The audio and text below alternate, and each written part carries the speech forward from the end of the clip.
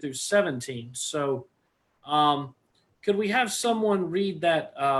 Does anyone have their Bible handy and could read the John passage for us tonight?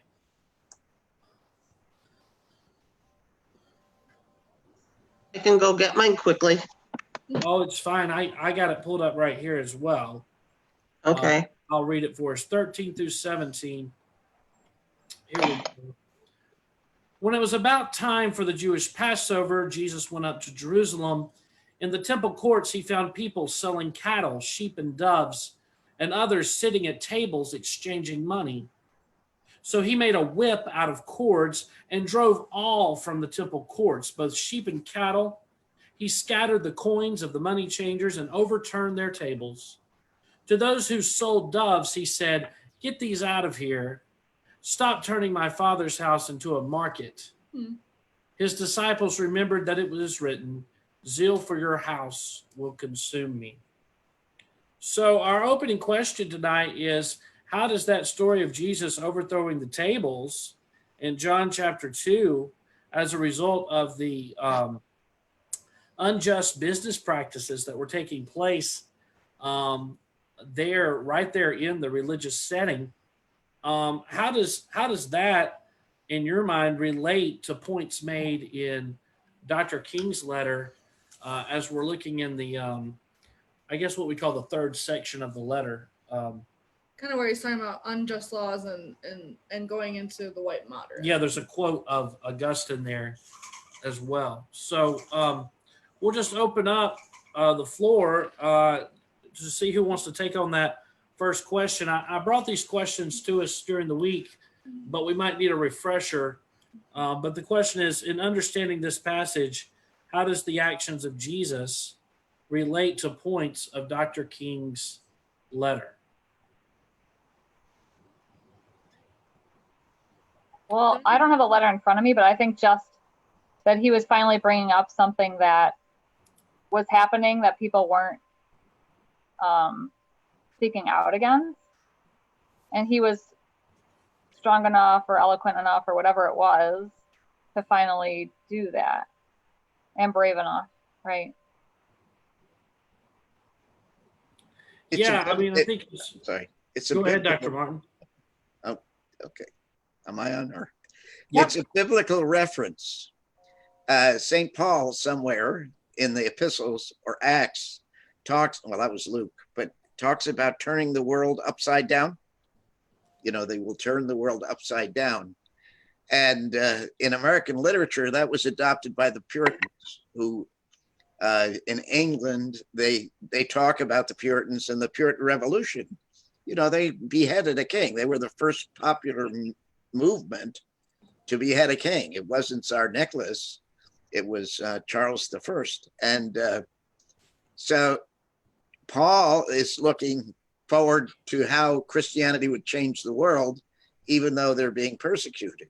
And King is looking forward to a time when, you know, kids of different races will be able to be together. And Shane, the disc jockey, used to be in town. If you're old enough, you might remember him. Used to say, if you take red people and yellow people and black people and white people, eventually you have gold people. So, you know, that's turning the world upside down. That's, you know, switching the paradigms. It's that reversal. I love that image, Dr. Martin. I preached a sermon once on this text. And one thing they encourage us to do in seminary and in preaching is to find yourself in the text. Where do you find yourself? And so I'd ask the congregation, you know, do you see yourself as the money changers? Do you see yourself as Jesus coming to change that system? And what I eventually led to is perhaps a lot of times we're neither of those characters. No. We're the tables. Yeah. We are kind of not on purpose, but supporting systems of injustice and lifting them up. Sure. By being silent, by being bystanders. And Jesus has come to flip us over, to reverse our way of thinking, to turn us inside out, so that we can start being active in justice. So I love that image. I was going to say, I think it was there's a number of paragraphs on where he talks about his disappointment in the white moderates. Mm-hmm. Yep. Oh, wow. Yeah. Saying this without using the word, he brings in the element of time, where you can't just wait for it to happen. And he even says some people who say, this takes time and be patient. He's saying no. There's two elements. There's the one, you got to take action. You're not passive, and you can't wait. Yeah. And just to relate it to, if you watch enough cable news, one of the questions they keep asking is why the protests this time seem to be different than, there were protests after almost every other slaying of a black man by the police. Why is it different this time? And part of it, I'm not going to say the whole, it seems to be, and you hear this from both blacks they interview and from the, the quote unquote experts and analysts, that there is, in the past, a lot of the protests were just blacks or mostly black. Today, it's much more diverse. And there's a sense of we can't wait, time again. We can't wait anymore. It's kind of a very quick digression. One of the things that struck me months ago when there was a lot of protesting about what was going on at the border is when I would read the stories about Japanese Americans who, by now they're probably ones that were children, were interned in the camps in this country in World War II, and they're showing up to protest what's going on at the border because they're saying, no, this is too similar. We can't wait. Yeah. Wow, there's so much that you just said to unpack.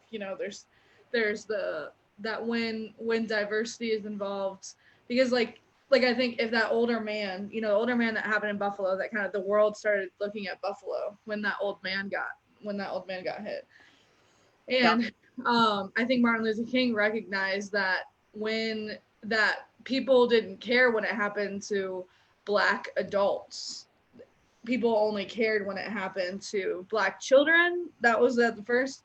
And then when his white colleagues got hurt, like in Selma, that's when all of the eyes started being put on the violence that was happening, and how you had to be strategic about that. Obviously, you didn't want people to die.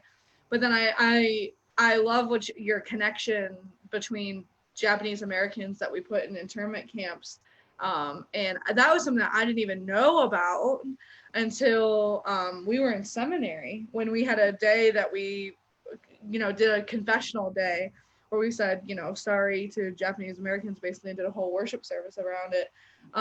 But I think it's so important to make those kind of connections, because the powers that be, whoever they are, use similar tactics in all of those different connections. So if we can make connections, I think, and then that broadens, who cares about it. If we can say, oh, this is similar to when we did this, then our Japanese American friends will join us. If we make Black Lives Matter connect with, LGBT issues, then LGBT people are on board. And like I said last week, I think people try and separate issues into different groups of people, because if we all were united, then there'd be too many of us and people would be scared. So I want to welcome David to the Facebook group. Thank you for joining us tonight, David and Patty and others. If you have any questions or thoughts to add to the conversation here, please put them in the comment section. We'll try to get to those tonight. I'm going to move us to the second question. This is more broad. Pretty much you could talk about any part of the letter that you wanted to hit on tonight. It's what more can we learn from this letter from Dr. King, and particularly thinking about the audience that he meant it for.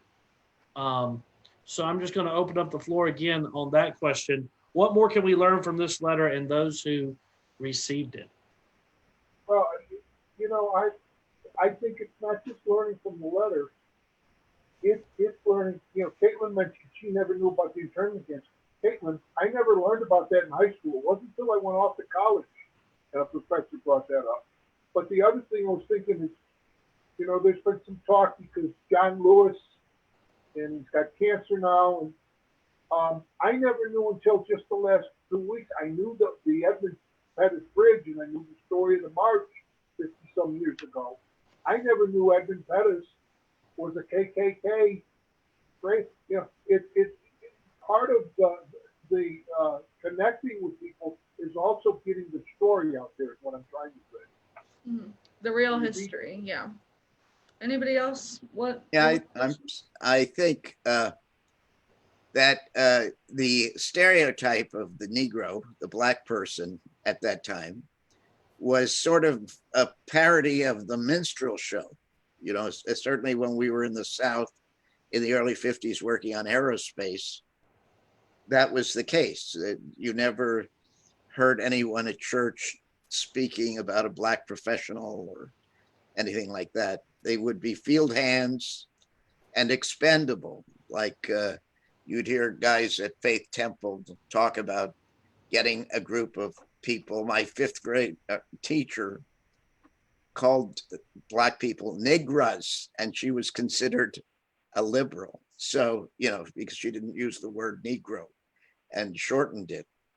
So what I think King does very well is he's like James Baldwin in a way. He adopts the rhetoric of an upper middle class or upper class white guy. I mean, you know, he's a very, very serious intellectual, and he's using good Aristotelian logic to make his case. So he's not what I would see later at Berkeley, Huey Newton or Stokely Carmichael. He's a gentleman. And I'm sure that part of the frustration black people feel today is that being a gentleman doesn't work. And then we move forward. Now, in moving forward in that way, James Baldwin wrote a play that I read in 1964, in which he said, and this was after Go Tell It on the Mountain, after Giovanni's Room. And he said, this is not settled yet. This is in 1964. And the name of his play was Blues for Mr. Charlie, Mr. Charlie being white people. So, you know, in a sense, we all have a lot of work to do in terms of establishing trust, a sense of tolerance, a sense of affirmation, and hopefully getting to a covenant of love. Although I talk to a lot of my students who are now in their 40s, and they seem pretty negative about there being a resolution. You know, Arts Academy is a biracial school. And so they're being exposed to some very hostile ideas that surprise them. Yeah, I mean, I think there's a lot more work to do. I think your point about Dr. King is important to compare to other great black leaders who had different styles. And one wonders, can we learn to listen to the different prophetic voices? Because if we look at the passage today, the New Testament passage, Jesus, you know, who, you know, the stereotype of Jesus from the Gospels is like peace, is gentle, slow, sitting with the children, you know, and here comes Jesus with a whip and throws tables over. And then, you know, I think later we see him running out of town. You know, he's hiding away. He's basically, you know, he shows us a destruction model that also can be prophetic. So the idea of righteous anger. A righteous anger. I wonder if we could take that text and maybe have a new way of listening to people who maybe don't necessarily use the same tactics of Dr. King. But Dr. King, one of the things he said in his writings is riots are the language of the unheard. You know, I think we have a lot of listening to do, and I think we need to quit requiring, you know, prophetic voices to speak the way we want them to before we listen. Well, even like rioting here, you know, so the main section that we're talking about today is just versus unjust laws, right? And I'm going to say this and I'm going to have to go. But, you know, I think that's an important thing, is who decided that rioting was unjust? Who decides that anger is unjust, or, you know, whatever it is? Well, mostly people who look a lot like you and I, especially you know, like, you make those laws, not you personally, but like people who look like Micah traditionally have decided what is lawful and what is unlawful, what is just and what is unjust. And so I think this is really important. A really important part to this, to distinguish, is to figure out who is behind those laws, and making sure that the people who are behind lawmaking are as diverse as the people who are going to be held up to those laws, you know? And I think, you know, I mean, I think you just make some brilliant points here, that just because something is lawful doesn't make it correct. Like Hitler, everything Hitler did was lawful. Everything, slavery at one point was lawful. Right. You know, a segregation at one point was lawful. That doesn't make it necessarily right. In the same way that, maybe I'm going a little bit off here, but in the same way that for me, rioting isn't necessarily always unlawful, you know, especially if there's righteous anger behind Or it. unjust. Jesus, or Yeah, unjust is what I mean. Yeah, sorry, that's what I mean. Yeah. Unjust. Like Jesus, apparently there's a time to destroy. There's a, and well, and even in the book of there's a time to destroy and a time to, what is that? Ecclesiastes. Ecclesiastes. There's a time to pluck up and a time to pull down, a time to create and a time to destroy. And I always startled with that destroy, because I was like, is there really a time to destroy? But I think right now, more than ever, there's a time to destroy. There's destroying white supremacy, destroying. I think you have to be careful with that, though. Yeah. I mean, I've gone through that with the war in Berkeley and Ronald Reagan live. And, you know, the government then used agents to provoke violence, because then they could make the case that, you know, look at these guys, they're the great unwashed. They're, you know, your house is not safe, your car is going to get turned over. So in Hawaii is a very small island. I was stationed at Pearl Harbor, and I had a small apartment. I didn't make much money, but I spent all my money on a small apartment on the beach at Waikiki. $75 a month. It was a great deal. And I bet you could not find that now. no, I don't think 10 times that. But there was a fellow who had an apartment near mine. His name was Ray Ducharme. And, you know, he would always hang out at the beach. Well, in Hawaii, they're always looking for spies. So, you know, it's a missile base. In Diamond Head, they have a Nike missile. I've been inside the base, you know, underneath the thing. So they're always looking for saboteurs and spies and all that kind of stuff.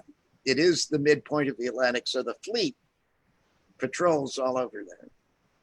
And so I took leave and went to spend time with Maureen. And when I was there, I went to Union Square in San Francisco. I don't know whether you've ever been to Union Square, but it's near St. Francis Hotel and Blum's and Macy's and the Emporium and all of that. And there's Ray. There's Ray. And so I found it interesting. He kept popping up in all these places.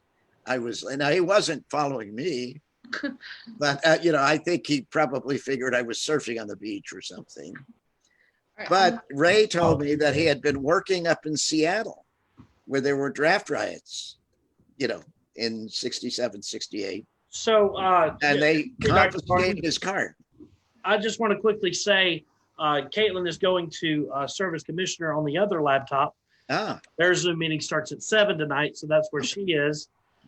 I wanted to bring in a couple of thoughts from Facebook, and then we'll come back to you, Dr. Martin. Patty here said on Facebook, sometimes actions speak louder than words. Mm-hmm. That's really, you know, I think that's what we see with Jesus. Yes. Overthrowing these tables. You know, I feel like a message that came across in that text is people are more important than money. Yes. You know, and that Jesus was disgusted with what was going on with the unjust business practices there. David Baker has a comment here. Do not steal was from God.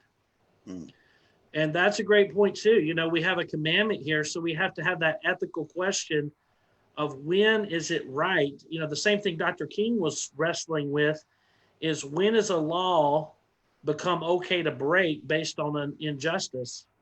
I mean, we see Jesus, you know, there's a commandment, do not, you know, don't heal on the Sabbath. So Jesus heals on the Sabbath. He breaks the commandment of the Old Testament. And, you know, all the Pharisees were like, great, we got him. We caught him. He broke the religious law.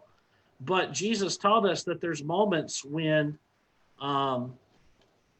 you know, people come first, and we have to use wisdom and discretion of when is that moment that we have to, you know, really listen to the Holy Spirit in moments of discernment about whether or not to act or you know, what is God calling us to do in this moment. And you see Dr. King wrestling with that of when their protests, you know, would be maybe breaking a curfew, you know. So do you break a curfew in light of the fact that a lot of African Americans then were not getting the same ability to vote? Right. So that's a tough one. What Thank if you you guys break a for your window, input. though? Yeah, take it back, Dr. Barton. What if you break a window? See, that's somebody's window who's not involved in the demonstration, perhaps. So you go out and break a window, or you go and overturn a car, or, you know, you're a kid, you're 15, and passions are not easily controllable in riots, and you hit your teacher. That's what happened to me. That's how come I'm crippled. A student hit me in the back. And when the investigation occurred, I said, well, he's in the 7th grade. What are you going to do? Execute him? He could have thought he was playing football. But if you have a riot situation, it's totally lawless. And I think if you're in the minority, you're vulnerable. You know, that's where you got these folks running around with guns, the Second Amendment saying, well, you're coming at me, I'm going to come at you. And they may be justifiable, because one of the problems with riot is you don't know who the good guys are. You know, I might a lot. Well, I did. I was when I was getting discharged from Treasure Island, I lived downtown, and I get out of my apartment, and this naval officer is giving 4 black students a very hard time. So, you know, because I knew the Navy, I was crossing the street to help them. And they assumed, because I was white and he was white, that I was coming to help him. So they jumped us. And, you know, he goes, wow, we really showed them. And I said, well, I didn't come over here to help you. I came over here to get everybody's names so I could report it to Admiral Frankenberger on Treasure Island, you know. And so, yeah, the trouble with riots is that innocent people get hurt. Yeah, I've been so pleasantly surprised how so many of the protests taking place today have been able to be peaceful as long as they have been. Many times, no thanks to the police, who seem to be creating more trouble in some cases. And so I've been grateful for that. And then for the moments that it has been violent, where there has been looting, there has been rioting, you know, I do think back to Dr. King's statement that when you think about the rage that's built up from systematic injustice, watching George Floyd die, I think, if anything, I'm moved by the restraint that we see among so many protesters. And although we don't condone, we never condone violence, I think there still could be some sympathy that we have for even those who go too far because of what they've been through. And I pray every day, how do we respond as a church? I want to go around with those of you in the Zoom group and any of you on Facebook who want to comment with the third question. I thought we would start with you, Lynn, and then we'll just give everybody a moment to share. This third question is, how can we listen better to the prophetic voices that are calling for justice in our time today. So in light of Dr. King's letter of feeling unlistened to a lot of times by the white moderate, he even goes so far as to say he wonders if one of the biggest stumbling blocks for freedom will not be the KKK, but will be the white moderate who is more devoted to order than Yeah. to justice. So Lynn, what would you like to share with us tonight about that? Well, one of the things that I've seen that I think is happening, particularly in New York State, with both the incident with Mr. Gigino, with the fact that the mayor and the governor are putting different practices into the police departments so that they will not be using the different things that have been harming people and they should not be using as police officers. So perhaps that's an answer to some of it. And it took those horrible incidents in order to provoke it. And I think our protesters, certainly, and a lot of them were very peaceful, have worked very hard to get those changes in the law. And there are several things happening both in Buffalo and in the state with that, with the trying to get that woman who reported the chokehold and was fired from her job. And now hopefully she'll be restored to wholeness. And that's been after many, many years. So I see these kinds of things happening. And yeah, so I know the negative, this part, the person who prefers negative peace, which is the absence of tension, to a positive peace, which is presence of justice. So I'm hoping we're seeing more of the presence of justice. Amen. I mean, advocacy is a way that we show we're listening. That's absolutely right. Seeing these changes taking place is a way of showing that we're not just passively listening and we're working toward it. That was a great point in Dr. King's letter this week, Lynn. Yeah, positive peace is when we're not just some kind of fake negative peace where it's like peace means everybody just ignore injustice, but instead of real peace that is fighting for justice. Thank you. Okay, we'll go to Karen and Paul, and then Jen, then Dr. Martin. I don't know if I'm going back to question 2 or I'm straddling 2 and 3. First of all, I think we have to be very careful. Dr. King gives us the guideline. It's laws that are immoral and unjust. But Christianity today is so fragmented that we as Christians argue what's immoral and unjust. Okay? Having said, and he also says, and this is not the point I want to emphasize, but I do want to throw it out there. He also says when you protest, forget even rioting, he's stressing nonviolence. You have to be willing to accept the consequences, even if sometimes he doesn't put in these words. It's in his time, you may protest, you may still go to jail. Yeah. But the point I want to make, and I think this is right about where I started reading for tonight. It took me some time to find it. He gives us a very good guideline for what he thinks is immoral and unjust. He says any law that uplifts human personality is just. Any law that degrades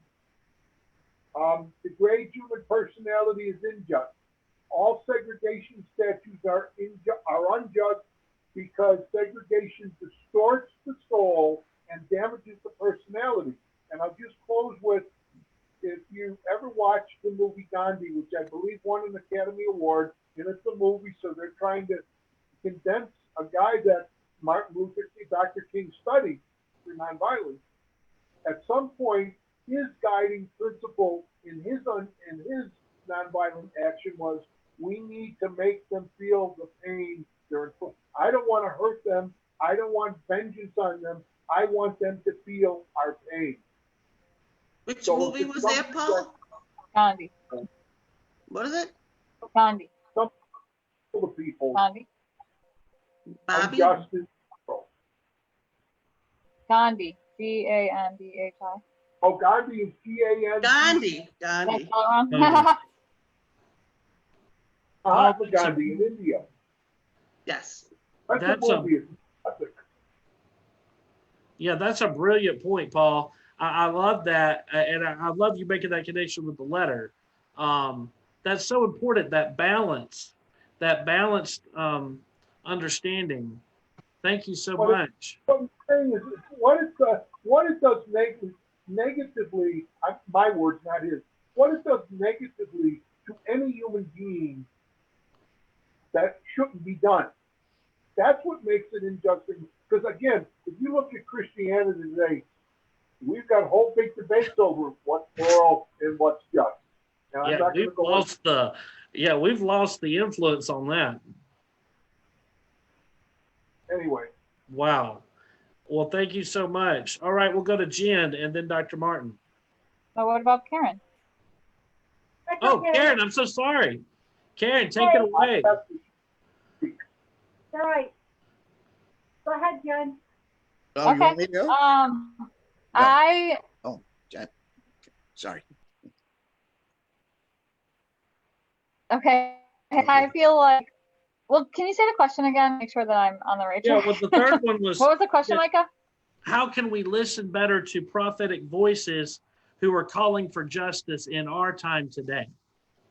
And that's interesting because my answer was going to be like, we have to listen, like hearing the stories. And I think that that's like, I think of what had happened, like, at least in my experience, like, I feel like there was more talk about gay and lesbian folks. And when people heard the stories, like, oh, my brother, my cousin, my this, like, that's when people started to actually become more accepting, at least in my experience. And I think something similar, and I've been having some conversations with folks about that, is like when you can actually hear the stories like that are real stories from people. Like, yeah, I get pulled over, from a person of color, I get pulled over and like the police have robbed the money out of my wallet and this has happened and that has happened.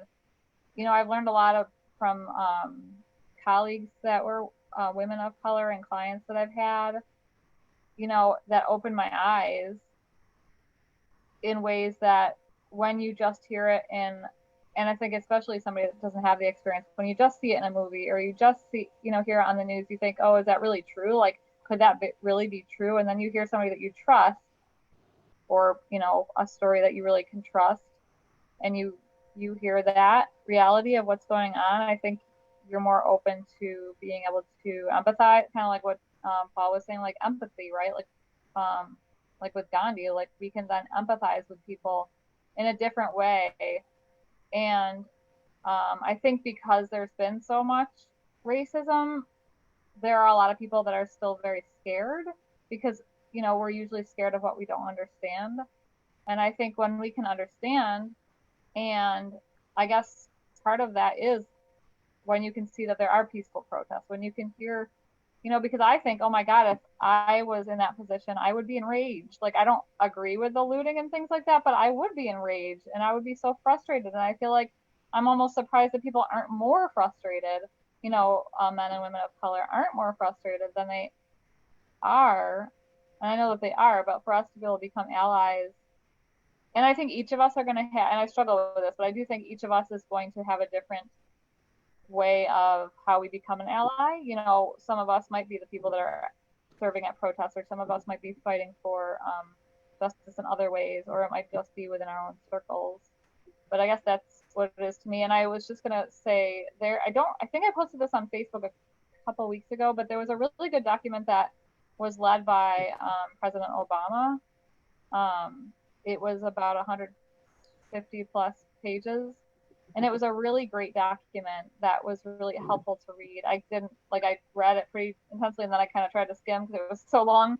I knew I would never read it if I didn't, if I read it as intensely, but it was really well put together. I would highly recommend that document. And I still have some tabs open on my browser, like things that white people can do for this cause and things like that. Yeah. Well, you make a great point about personal relationship. I mean, empathy comes from it being not just someone I'm seeing on the street suffering, but it's someone I'm in relationship with. So you're right. We start listening, we get in a personal relationship, and then as Paul pointed out in the letter, then we can feel their pain, as Gandhi is talking about there. So, and we get to that empathy. That's I think a challenge that I took from recent events is, how much have I been intentional in personal relationships? Sunday morning is the most segregated hour. In school, we're often segregated into groups. If I'm going to be in deep personal relationship with people of color, I have to be intentional about that, and seek out a relationship. And as you said, Jim, start with a listening posture. So, wow, thank you. Dr. Martin. Okay, I'll stick to one subject. Mhm. There are two Christian Americas. Actually, there are more, but when you're talking about black and white, you have the black church, which is very passionate and very religious. And then you have the white church, which is very passionate and very religious. But they're not passionate and religious to each other. So someone like me goes to either service and the sermon sounds the same. John 3:16, give your soul to Jesus. But these two groups are not connecting with one another. So Darius Pridgeon, who's a great legislator and a good, obviously a good pastor, he's got several churches going, is very busy representing his community. But for some reason, he's not connecting. Is it Randall Terry at the chapel? I forget who's the minister of the chapel. And I don't think this is exclusion by design. I think, all you have to do is look at the cities. And when the government decided to integrate, that instead of doing open housing in the 60s, they used the schools and the school buses. And that's where the silent majority came in. The silent majority moved out of town silently. And, so I would watch kids being bused from Arts Academy all over the city, but it wasn't integrated because there weren't enough majority students to integrate it. So, I think Nixon tried to address it with economics, and we've never tried it, but he suggested full employment. That means everybody has a job. Okay, so what you don't do in the in the private sector, you do in the public sector. Fill potholes, build national parks, that kind of thing. And then also he advocated, he sounds like a liberal to me. He advocated universal single payer health care. This is Richard Nixon. Mhm. This is not some radical. This is not Al Sharpton. This is Richard Nixon. He then advocated the 32-hour work week because he knew if everybody was employed, there wouldn't be enough jobs for everybody. So if you cut the work week, you accomplish two things. One, there are more parents at home. And we know about latchkey kids. And one of the issues with the minority community is that there's single parent families with inadequate funds to run a family, to food and what have you. You can get barely by, but we put a lot of pressure on very young mothers. And, there's also another element that he advocated. He advocated all these things and he tried to get bills through. He established the CETA program, Comprehensive Education and Training. And that meant if you showed up to a school with an aptitude for aerospace or navigation or plumbing or, the trades, there was a spot for you. So you could be retrained if you couldn't find a job in your area. So there's another one, but I straining my brain to remember what it is. But he attacked the economic side. There's no doubt in my mind, if we meet in the workplace, we are a culture that has such a crazy idea as a home office. What's a home office? Is it a home or is it an office? It's like was my MG a sports utility vehicle? I used it as a Jeep and then I used it to cruise around the Santa Cruz Mountains. but if we certainly give it a try, people do seem to unite on objective targets. You know, how many widgets can we make? How many can we sell? And at that point, the integration occurs because then everybody has an income and that gives them a ticket. And we are a capitalist country. So, you know, I don't know. I can't believe I just quoted Richard Nixon. Well, I think economic equality is definitely part of the intersectionality that we've discussed. As far as the Black church goes, I think it has been historically a safe place where Black excellence is celebrated. And I think either fortunately or unfortunately, however you want to look at it, I think it's still needed. I think the white church probably still has some work to do before we could be considered a safe place for people of color to be fully accepted and celebrated. The Black church has prayer meeting and then walks down the street and protests. That's the model from Dr. King. So I think, I think the white church has some way to go before we could say amen at the end of the service and all of us in unity go down the street protesting racial injustice. But I think we can take some baby steps forward while acknowledging that, we have some things to work on to be more welcoming. It's a complicated issue, but I love the insights. I can't believe we're already at our time.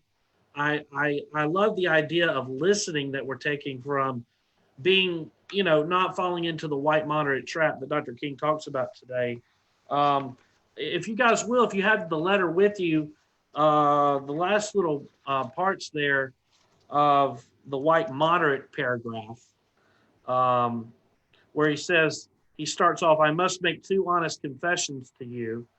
And he talks about the KKK not being his biggest concern for moving forward to freedom, but the white moderate. We'll go into that next paragraph next week, and then we'll move on to the next section. And then we're only 2 pages away to the end of the letter. So we're getting there. I'll send some more questions next week.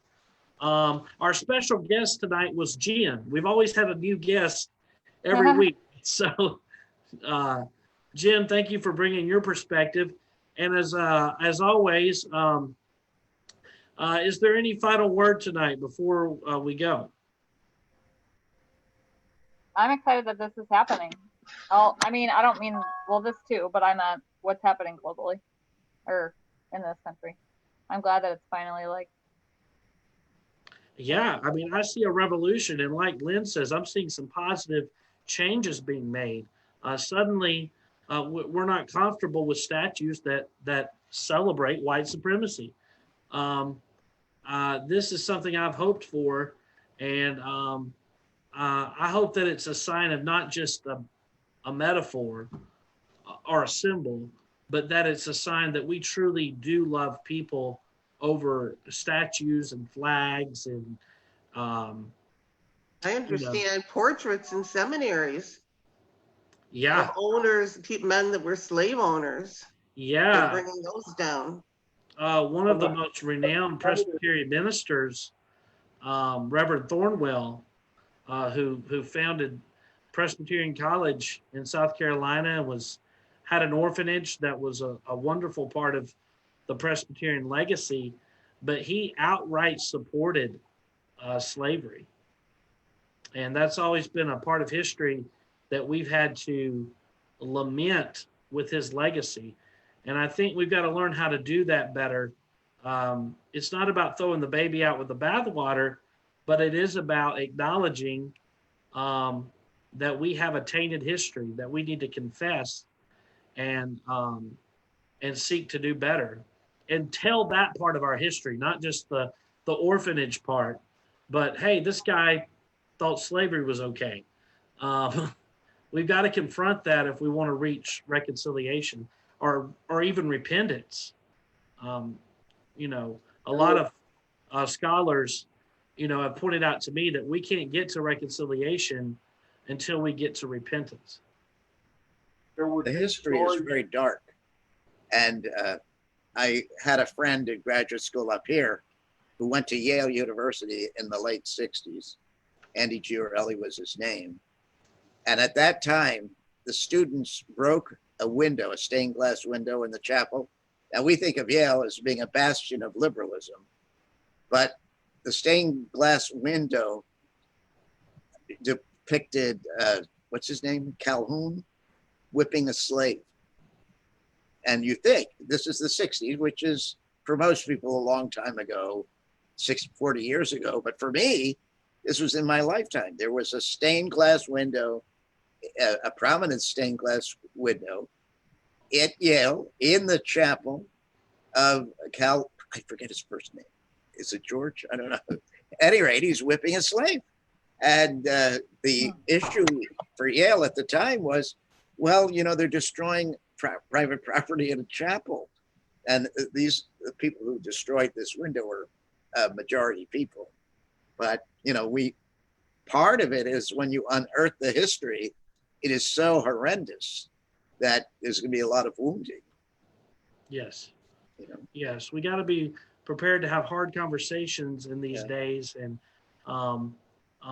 that's the second piece, maybe listening to people who are on the margins, and then having hard conversations with our uncles at the Thanksgiving table and our neighbors and those who might want to belittle this movement, or they get distracted by some of the more violent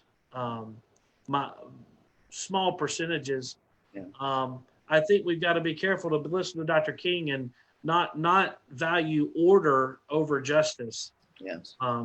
And be willing to be uncomfortable and disrupted. So thank you guys for this time. We're going to make a point to everyone do your reading ahead of time. We will come into it and get right into the questions next time. Invite a friend, let them know we'll be live on Facebook if they don't want to be part of the Zoom. And we keep the same link every week. So if you go to the same place, you can get on that way. So thank you all for joining with us tonight. Thank you. And we will see you next week, and we'll see you this Sunday. Hey, good to see y'all. Bye. Bye. Good night.